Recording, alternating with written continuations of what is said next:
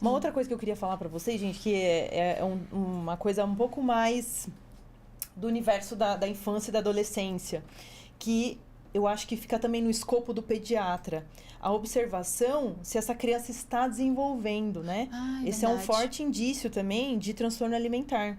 Se essa criança está crescendo dentro da curva. Então, para as mamães aí que vão assistir, é muito importante vocês perceberem se os seus filhos estão crescendo em estatura, no índice de massa corpórea, ali, congruente para a idade. Né? Muitas vezes, na infância, não tem a preocupação de estética, de peso, de medida.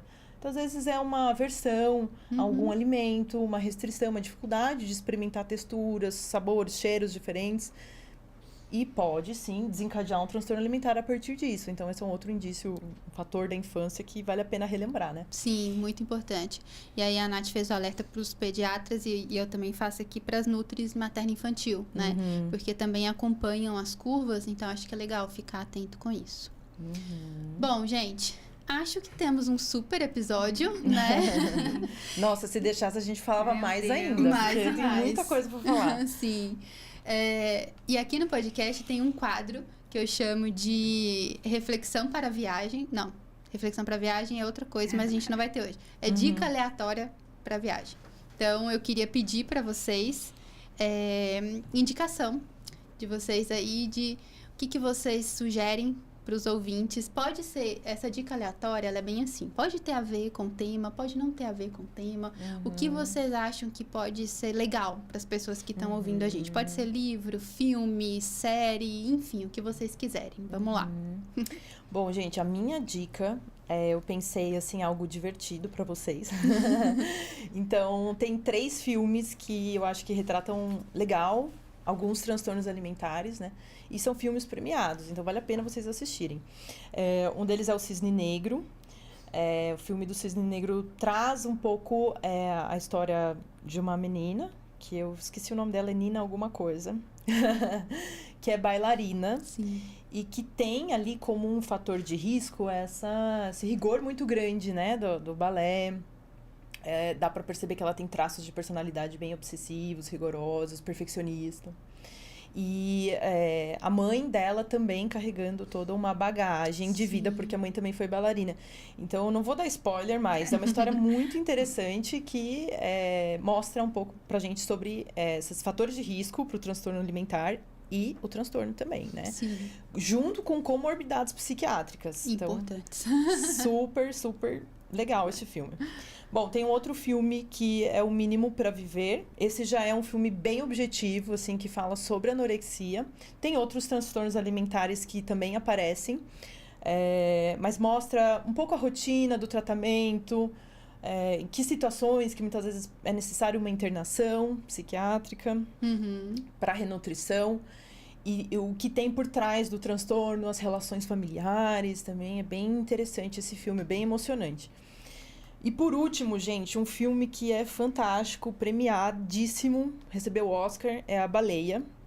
Legal. É um filme muito emocionante também, que aí fala mais sobre a obesidade, o transtorno da compulsão alimentar, o quanto dominou a vida do indivíduo, assim, né?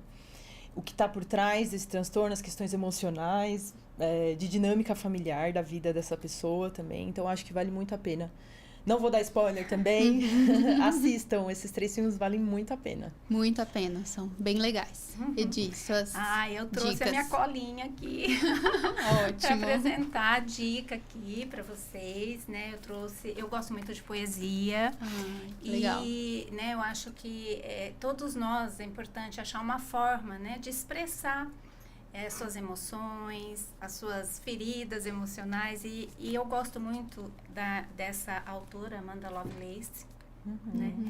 Que ela traz, né, muito da história dela em poesias, em forma de poesia. Que legal. Né? Ela vai falar, inclusive, né, de transtornos alimentares, questões com relação a abusos, né, ideação suicida, enfim. Mas ela traz de uma forma muito leve, muito legal mesmo, né? Eu acho que vale a pena. Legal. Tem outros livrinhos dela, né? Esse aqui é Quebre os Seus Sapatinhos de Cristal. Adorei, não conhecia, mas já quero.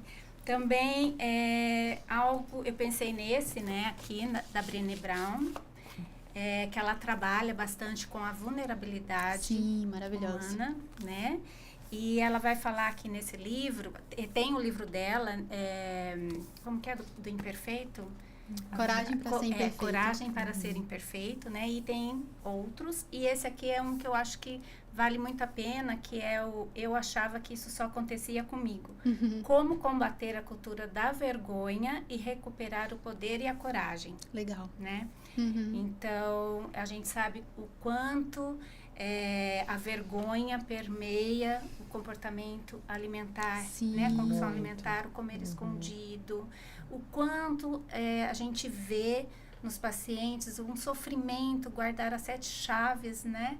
Esse comportamento alimentar, né? Se sentir culpado, inadequado. Então, gente, esse livro aqui, ó, vale a pena, tá? Legal. Boa. E, por fim, né, como lidar com os transtornos alimentares, é um livro, é um guia prático para familiares e pacientes, tá? Com o pessoal lá do Ambolim, tem bastante, né, os autores aqui, tudo ali, maioria ali do Ambolim. E acho que é bem legal também para quem quiser se informar, saber mais. Ele é bem prático, simples, uma linguagem bem legal para familiares e pacientes. Sim, Perfeito. legal. livro. Ótimas dicas.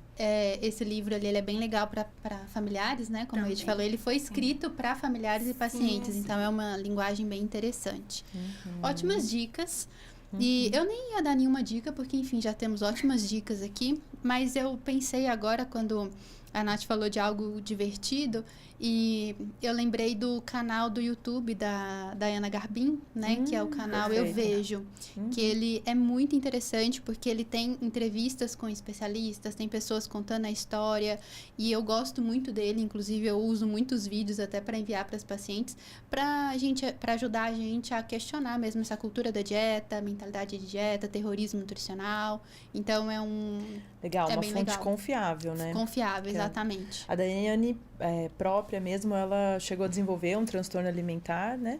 Então, tem o livro dela, inclusive, que ela conta sobre a história dela, o quanto ela teve que se reformular emocionalmente, e ela fez muito tempo de acompanhamento também para o tratamento.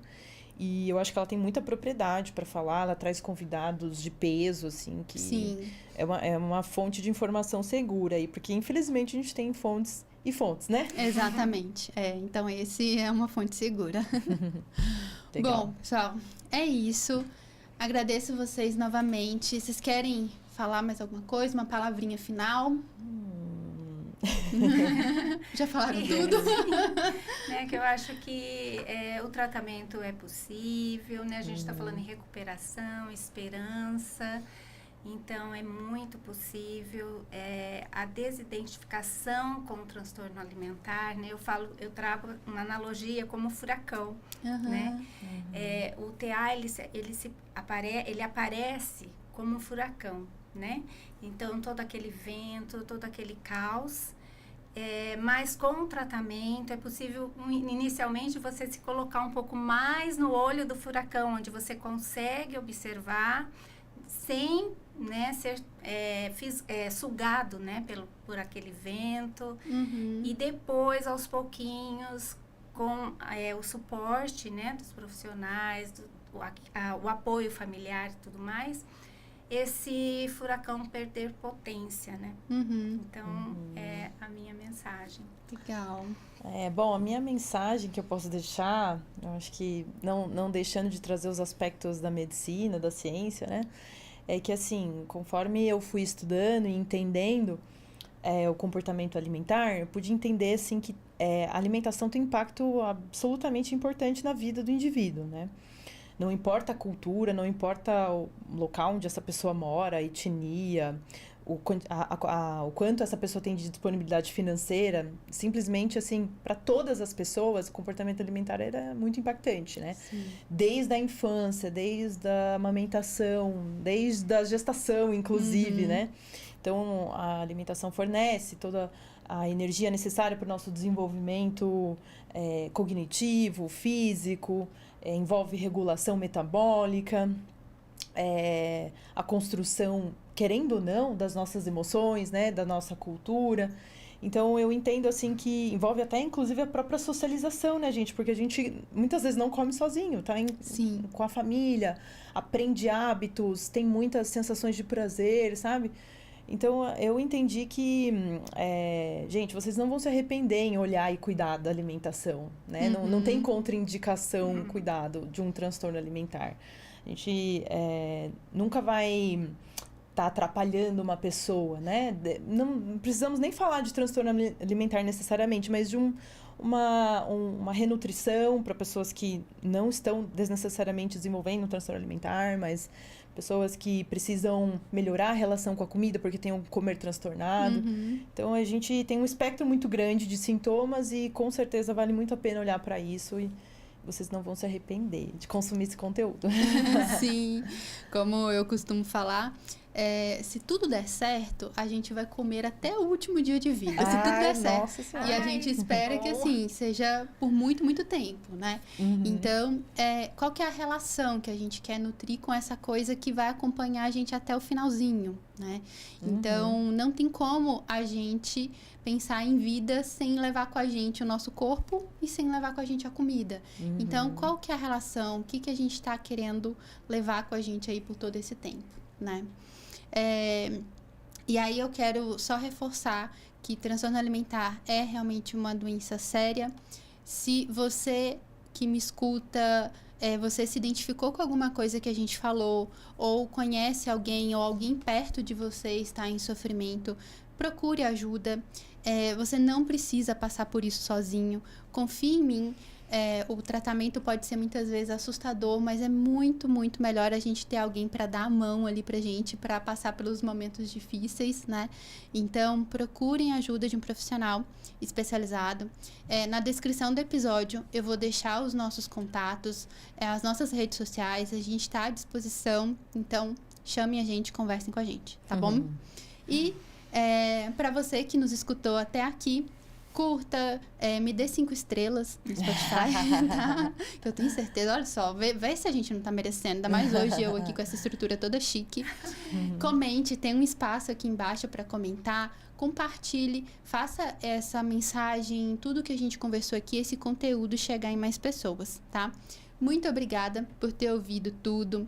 Ficou longo, mas vocês sabem que aqui a gente gosta de reflexão profunda, porque de conteúdo raso basta os conteúdos das redes sociais.